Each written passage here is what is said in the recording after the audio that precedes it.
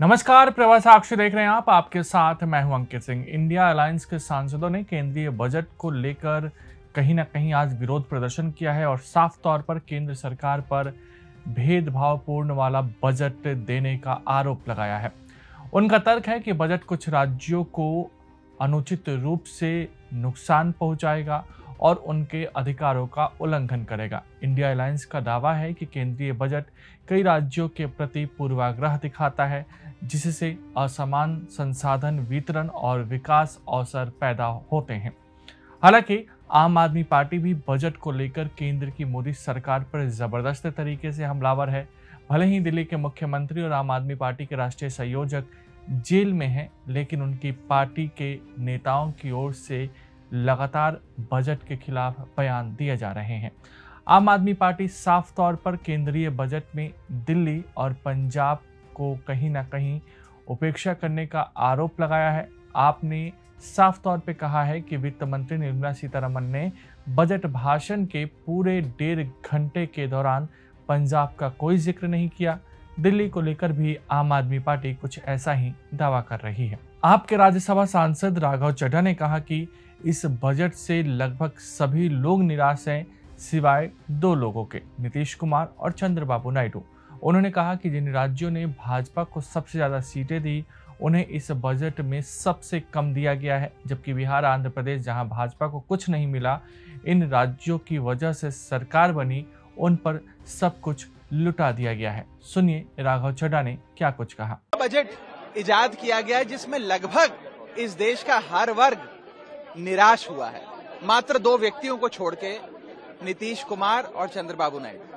मैं पूछना चाहता हूं कि वो राज्य जिन्होंने अभूतपूर्व समर्थन भाजपा को दिया, अपने राज्यों की लगभग सारी सीटें दे दी, जैसे कि दिल्ली है, गुजरात है, उड़ीसा है, हिमाचल प्रदेश है, झारखंड, छत्तीसगढ़ है, मध्य प्रदेश है, इन राज्यों को क्या मिला इस बजट में? इन राज्यों को कुछ नहीं मिला।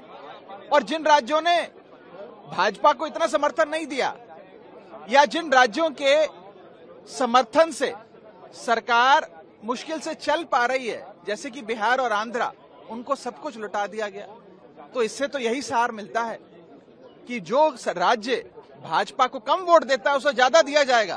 तो आगे के लिए सीख ले लीजिए। और दूसरी चीज, जहां तक एक आम नागरिक की बात है, इसमें कोई दो राय नहीं है। आपका इकोनॉमिक सर्वे भी, CMI की रिपोर्ट भी, और जितने भी ये एजेंसीज हैं, इनकी जो भी सालाना रिपोर्ट्स आती हैं, साफ बताती हैं कि इस देश में आय तो बढ़ नहीं रही, लेकिन महंगाई बढ़ती जा रही है।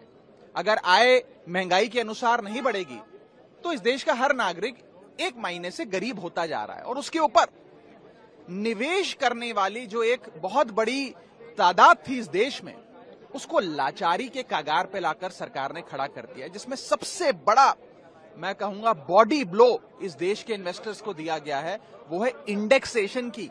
जो लाभ आपको दिया जाता था वो आपसे छीन लिया। इंडेक्सेशन छीनना इन्वेस्टर्स पे टैक्स लगाना नहीं, इन्वेस्टर्स को पीनलाइज करने जैसा है। आप इंडेक्सेशन रिमूव करके 1 महीने में इन्फ्लेशन पे भी टैक्स ले रहे हैं।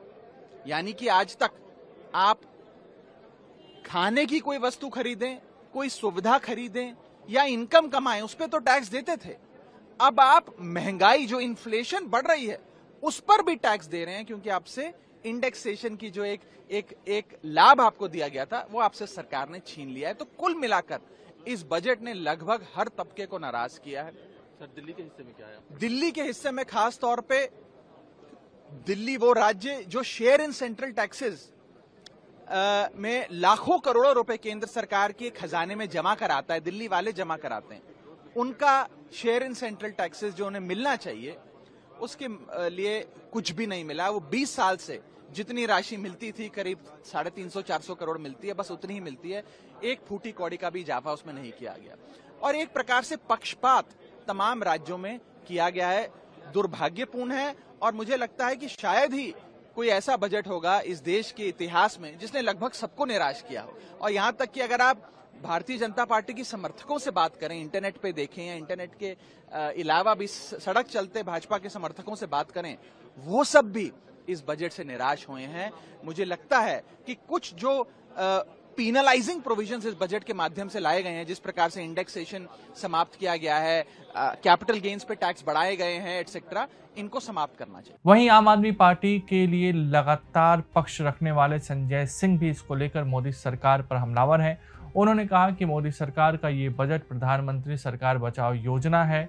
सरकार ने इस बजट में विपक्षी पार्टियों के शासित राज्यों को कुछ नहीं दिया है। दिल्ली, पंजाब और दक्षिण के राज्यों का बजट में कोई जिक्र नहीं है। उन्होंने आगे कहा कि सरकार ने हर क्षेत्र में बजट में कटौती की है। देश की जनता ने तीसरी बार मोदी जी की सरकार बना दी, लेकिन उनके हिस्से में क्या आया? ये बजट अगर आप देखेंगे तो देश के करोड़ों लोगों को निराश करने वाला बजट है। उम्मीद थी कि अग्निवीर योजना बंद होगी, सेना की पुरानी भर्ती बहाल होगी। उम्मीद थी कि किसानों के एमएसपी दोगुना होगी। उम्मीद थी कि व्यापारियों को राहत मिलेगी, माताओं बहनों को, देश के लोगों को महंगाई से राहत मिलेगी। हर वर्ग निराश हुआ है। और इतना ही नहीं, जो बजट का हिस्सा था वो हर महत्वपूर्ण विभागों में कम किया गया है। सबसे पहले बात करते हैं सेना की।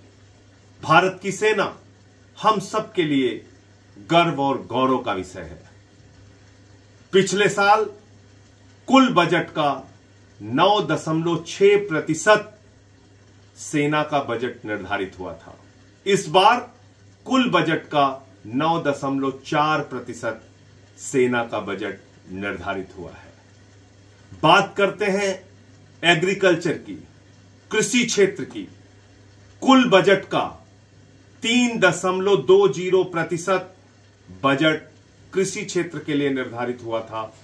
पिछले साल, इस साल वो घटकर 3.15% निर्धारित हुआ है। बात करते हैं स्वास्थ्य की। पिछले साल स्वास्थ्य का बजट था पूरे देश के कुल बजट का मात्र 1.97%, यानी 2% से भी कम हिंदुस्तान का स्वास्थ्य बजट था। लेकिन अफसोस है कि इस साल उस स्वास्थ्य के बजट में भी कटौती की गई है और अब स्वास्थ्य का बजट घटकर हो गया है 1.85%। दिल्ली के मंत्री आतिशी भी इस मामले को लेकर केंद्र की सरकार पर हमलावर हैं। उन्होंने कहा कि जैसे अंग्रेजों की सरकार भारत के लोगों का पैसा लूट कर ले जाती थी, ठीक वैसे ही बीजेपी की केंद्र सरकार दिल्ली के लोगों का पैसा लूट कर ले जा रही है। केंद्र सरकार ने हेल्थ सेक्टर का बजट पूरी तरीके से घटा दिया। पिछले साल 1.98% स्वास्थ्य के लिए था। आप स्वास्थ्य का बजट देखने जाइए। स्वास्थ्य का बजट पिछले साल से घट गया है। पिछले साल 1.98% एलोकेशन हेल्थ को हुआ था। इस बार वो एलोकेशन घट के 1.85% हो गया। कहते हैं कि हम अच्छी स्वास्थ्य की सुविधा देंगे, कहते हैं आयुष्मान भारत के माध्यम से देंगे। आयुष्मान भारत का कुल बजटरी एलोकेशन मात्र 7,200 करोड़ है, जबकि दिल्ली जो इतना छोटा सा राज्य है, मात्र 3 करोड़ की आबादी का राज्य है, हमारा हेल्थ का बजट 9,000 करोड़ है। तो ये साफ दिखता है कि कोई भी केंद्र सरकार का इरादा नहीं है कि वो स्वास्थ्य की सुविधा दे। केंद्र सरकार की एक पीएम पोषण स्कीम है जो आंगनवाड़ियों में खाने के लिए दी जाती है, जिसका एक हिस्सा सेंट्रल गवर्नमेंट देती है, एक हिस्सा स्टेट गवर्नमेंट देती है। पिछले साल उसका बजटरी एलोकेशन 12,681 करोड़ था। उसको 280 करोड़ घटाकर 12,400 करोड़ कर दिया गया है। सोशल वेलफेयर पे खर्चा कम किया गया है। आप देखिए, केंद्र सरकार जो किसानों को सब्सिडी देती थी, फर्टिलाइजर सब्सिडी को घटा के 25,000 करोड़ से सिर्फ 16,000 करोड़ रख लिया गया है, यानी 36% का रिडक्शन। तो ये बिल्कुल साफ है कि भारतीय जनता पार्टी सिर्फ अपनी सरकार को बचाने के लिए बजट लेके आई है। ये बजट युवा विरोधी है, ये बजट किसान विरोधी है, और इस बजट ने देश की महिलाओं का खर्चा कम किया है, देश के बच्चों का खर्च कम किया है। और बिल्कुल साफ है जो दिल्ली वाले देख रहे हैं कि दिल्ली वालों के साथ अत्याचार, जिस तरह अंग्रेज़ों के ज़माने में भारत का सारा पैसा लूट के ले जाती थी अंग्रेज़ों की सरकार, अंग्रेज़ों का राज, उसी तरह से दिल्ली के लोगों का पैसा लूट के लेके जा रही है भारतीय जनता पार्टी शासित केंद्र सरकार। अगर आप भी लेना चाहते हैं देश दुनिया की तमाम जानकारी तो आज ही सब्सक्राइब करें हमारे चैनल को। साथ ही नीचे दिए बेल आइकन को जरूर दबाएं ताकि हर अपडेट आप तक पहुंच सके।